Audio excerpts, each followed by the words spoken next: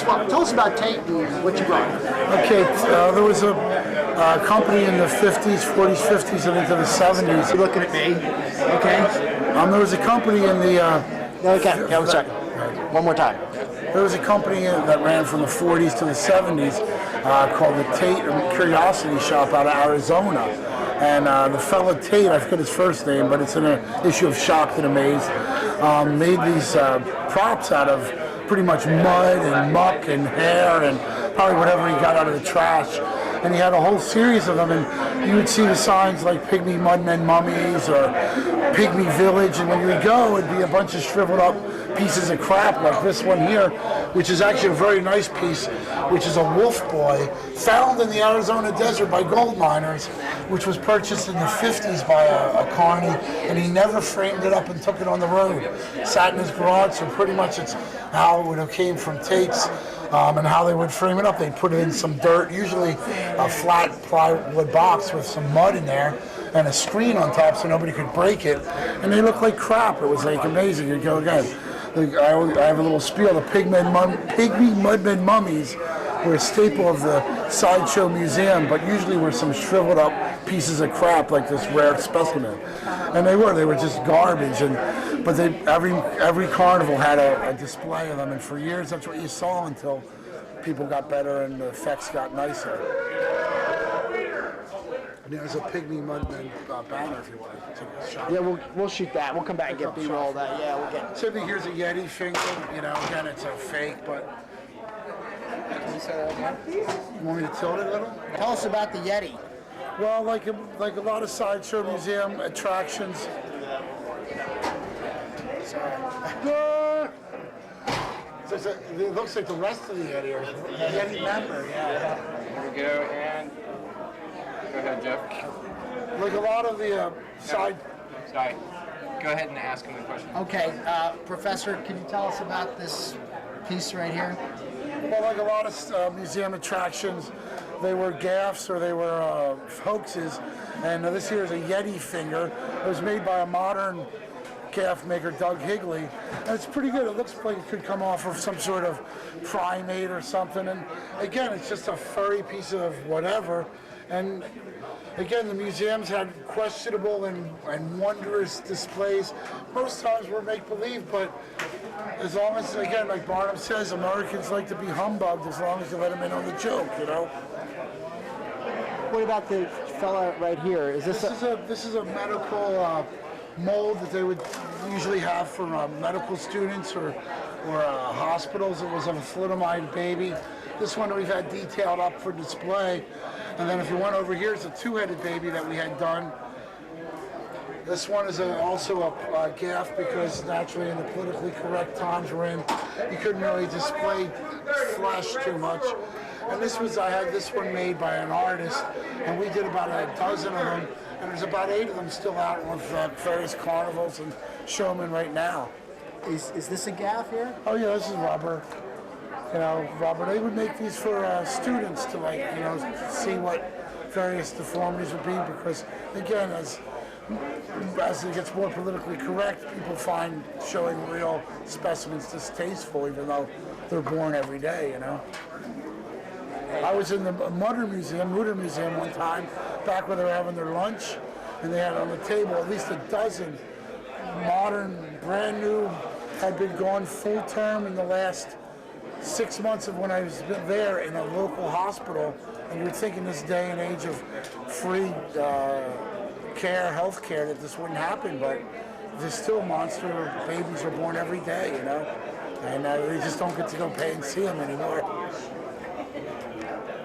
And this is a really good, bad, fake shrunken head, if you're interested in that. Really good, bad, fake shrunken head, proving that sometimes the best displays are the cheapest. It's like a $9.95 magic shop special, but it looks good, it displays good, and a real shrunken head most people would think looks terrible because they don't really look what you consider to be a shrunken head. Are there any real shrunken heads here? No.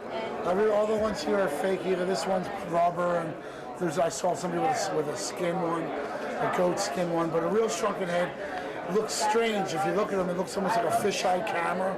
photo, the nose, the eyes, the lips are all almost normal size, and the head itself is small, so it's real distorted, so it almost looks fake.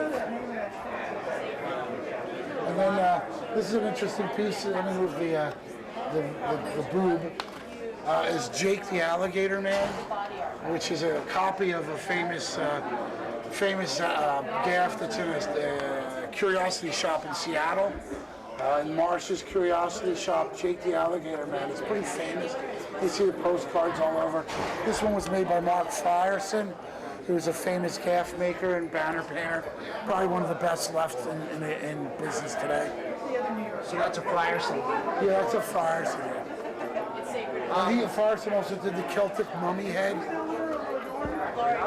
which looks nice if you frame it in an old box with some Celtic ruinistic looking things.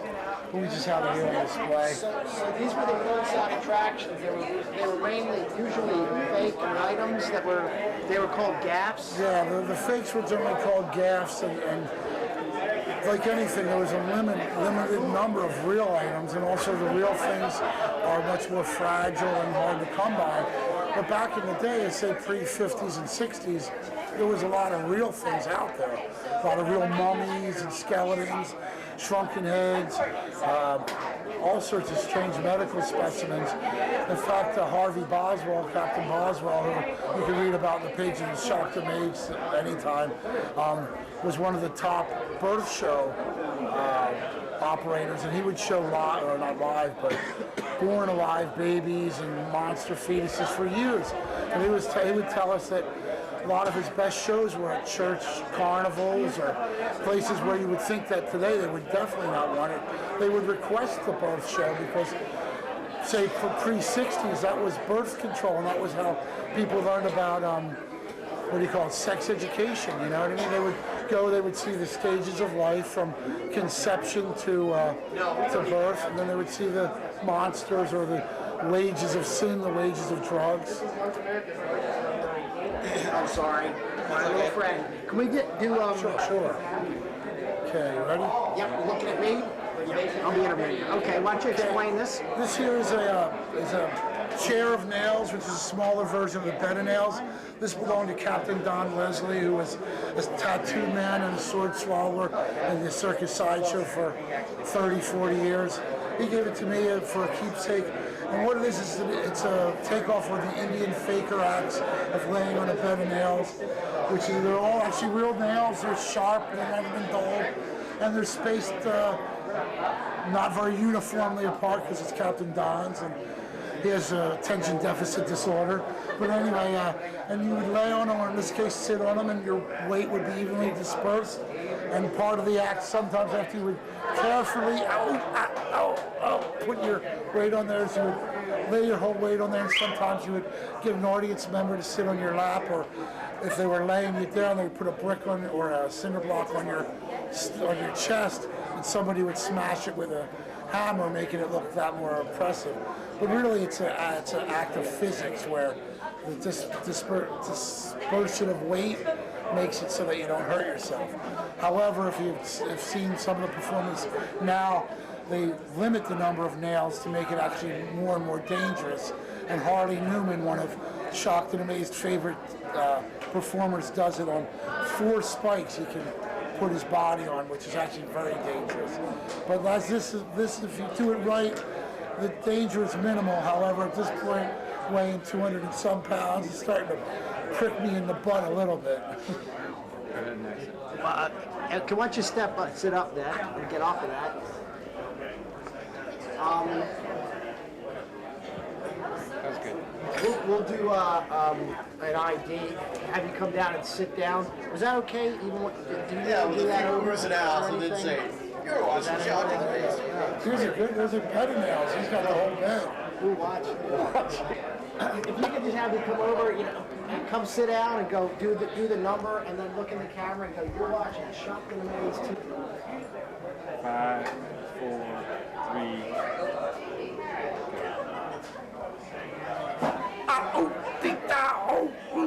You're watching Shocked and Amazed TV on the Travel Channel.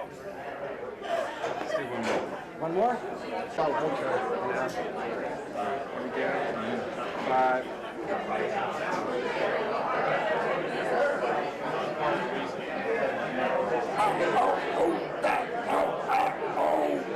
You're watching Shock to the Maze TV on the Travel Channel.